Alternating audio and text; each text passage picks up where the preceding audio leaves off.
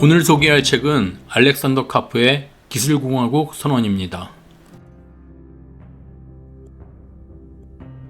우리는 왜 더 이상 무엇이 더 낫다고 말하지 못하게 되었을까요?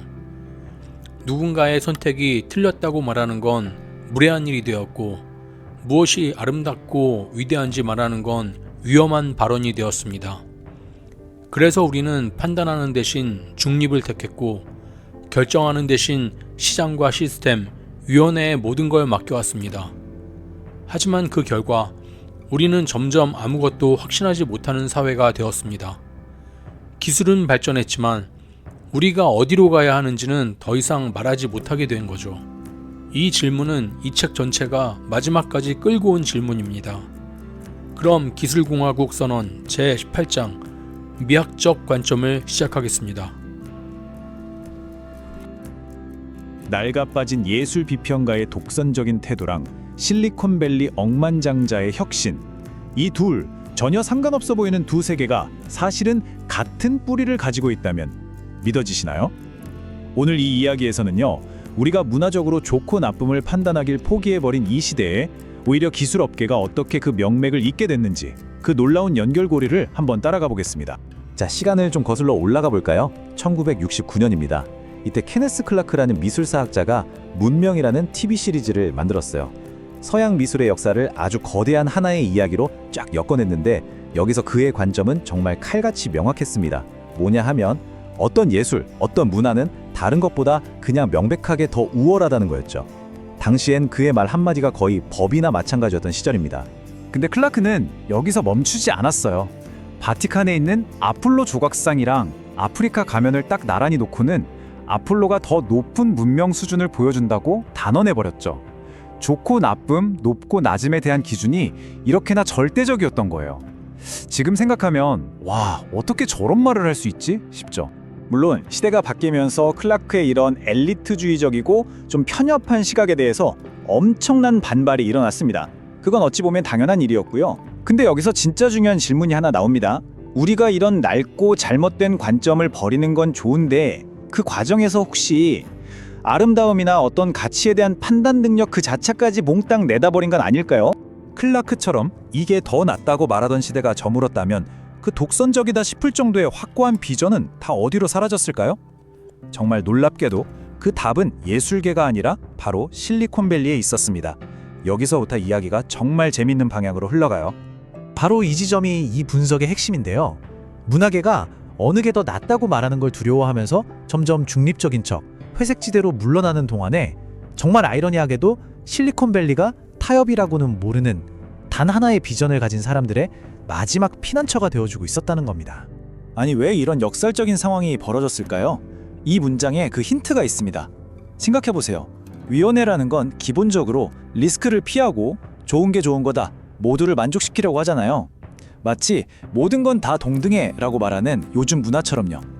하지만 실리콘밸리는 진정한 혁신이라는 게 다수의 어정쩡한 합의가 아니라 딱 한 사람의 확고한 관점에서만 나온다는 걸 본능적으로 알고 있었던 거죠.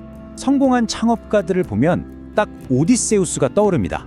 그가 세이렌의 유혹적인 노래소리에 홀리지 않으려고 자기 몸을 돛대에 꽁꽁 묶었잖아요. 마찬가지로 창업가들은 주변의 수많은 의견과 유행이라는 세이렌의 노래를 일부러 차단하고 오직 자기 자신의 판단, 자기만의 미적 감각을 고집합니다. 바로 이 외롭고 지독한 고집이 혁신을 만든 진짜 힘이었다는 거예요. 자, 그럼 이게 그냥 그럴듯한 철학적인 이야기, 뜬구름 잡는 소리일까요? 전혀요.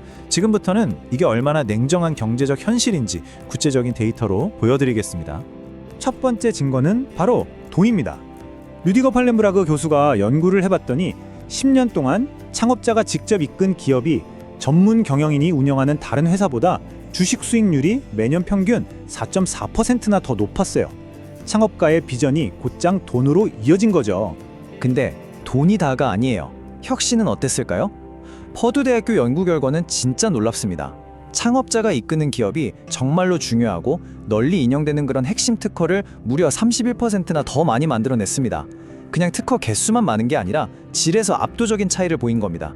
그러니까 결국 데이터가 뭘 말해주냐면요. 창업가의 강력한 비전은 그냥 나는 믿는다 하는 신념의 영역이 아니라 압도적인 성과로 증명되는 경제적인 현실이라는 겁니다. 위원회가 모여서 합의하는 것보다 한 명의 확고한 리더가 훨씬 더 효율적이고 혁신적이라는 게 숫자로 딱 증명된 셈이죠. 자, 그럼 다시 좀 더 큰 그림으로 돌아와서 도대체 우리는 왜 이렇게 뭔가를 판단하는 걸 두려워하게 됐을까? 그 문화적인 뿌리를 한번 더 깊게 파고 들어가 보죠. 모든 것은 동등하다. 언뜻 들으면 되게 관용적이고 좋아 보이는 말이죠.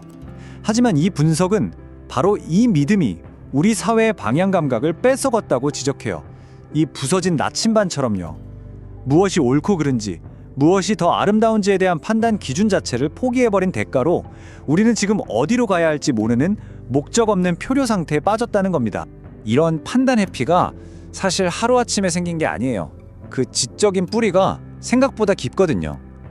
1934년에 루스 베네딕트라는 인류학자가 모든 삶의 방식은 다 동등하게 유효하다는 주장을 하면서 시작됐고, 1950년대에는 철학자 레오 스트라우스가 이런 식의 상대주의가 결국엔 허무주의로 갈 거라고 경고하기도 했습니다. 그리고 최근에는 모든 가치를 행복이라는 하나의 숫자로만 계산하려는 그런 좀 얄팍한 공리주의까지 유행했죠. 이렇게 점차 복잡한 가치 판단을 포기하는 지적인 흐름 위에 우리가 서 있는 겁니다. 이 둘의 차이가 뭔지 딱 와닿게 비교해 볼까요? 과거의 두꺼운 문화는 어떻게 사는 게 좋은 삶인가? 라는 근본적인 질문에 대해서 구체적인 미덕이나 가치를 제시했어요. 반면에 오늘날의 얄팍한 공리주의는 그런 건 다 제쳐두고 그냥 어떻게 하면 행복이라는 수치를 가장 효율적으로 높일 수 있을까? 이 질문에만 답하려고 하죠. 훨씬 더 중요하고 본질적인 질문들은 외면해버리는 겁니다. 그렇다면 이 표류 상태에서 벗어날 방법은 없는 걸까요? 자, 그럼 비판만 할 게 아니라 그럼 어떻게 해야 할까요? 마지막으로 우리가 앞으로 나아가야 할 건설적인 방향에 대해서 한번 이야기해보죠. 그럼 우리는 이제 뭘 해야 할까요? 낡은 것들을 무너뜨리는 해체 작업은 어쩌면 꼭 필요했을지도 몰라요. 하지만 이제 우리 세대의 진짜 과제는 그 파괴를 넘어서 건설로 나아가는 겁니다. 텅 비어버린 그 자리에 우리 모두가 공유할 수 있는 목적을 가진 새로운 공동체를 다시 세우는 일 말이죠. 그 힌트를 또다시 실리콘밸리에서 찾을 수 있습니다. 바로 오너십 문화예요.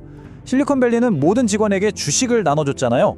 이게 그냥 돈 좀 나눠준다는 차원이 아니에요. 모든 구성원이 공동의 목표에 대한 실질적인 주인이 되게 만드는 정말 혁명적인 시도였습니다. 우리가 공유된 문화를 잃어버렸다는 게 구체적으로 뭘까요? 예를 들면 사회 구성원으로서 함께 지키는 의례나 약속 같은 것들이요. 아니면 정치적 입장을 떠나서 다 같이 같은 의미로 사용할 수 있는 공적인 언어라든지 우리 모두가 함께 나아갈 공동의 목표 같은 것들이 점점 사라지고 있다는 뜻이죠. 다들 그냥 재미있는 엔터테인먼트에만 빠져있지 시민으로서 우리가 누구인지에 대한 고민은 점점 옅어지고 있는 겁니다. 그래서 최종 결론은 아주 명확합니다. 앞으로 우리가 진정으로 번영하는 사회, 이른바 기술공화국을 만들고 싶다면 가치 중립이라는 텅 빈 공허함 속에 계속 머물러서는 안 된다는 겁니다. 오히려 우리가 한때 낡았다고 버렸던 그 공유된 가치와 문화를 다시 자신감 있게 부활시켜야 한다는 거죠. 이 분석이 마지막으로 던지는 질문은 바로 우리 모두에게 향해 있습니다. 낡은 질서는 무너졌습니다. 좋습니다. 그렇다면 이제 그 텅 빈 터에 당신과 나는, 우리는 무엇을 함께 세울 준비가 되어 있습니까? 우리는 오랫동안 판단하지 않는 것이 더 성숙한 태도라고 믿어왔습니다. 무엇이 더 낫다고 말하지 않는 것. 그것이 갈등을 줄이고 모두를 존중하는 길이라고 생각해왔습니다. 하지만 저자가 끝으로 묻는 질문은 분명합니다. 판단을 멈춘 사회는 과연 무엇을 만들어낼 수 있는가? 미학은 취향의 문제가 아니었습니다. 그것은 문명이 스스로에게 무엇을 남길 것인가를 묻는 기준이었습니다. 우리는 질서를 해체했고 이제는 그 빈자리에 다시 무언가를 세워야 하는 순간에 서 있습니다. 그리고 저자는 이 질문으로 책을 마무리합니다. 우리는 천년을 이어갈 국가를 만들고 있는가?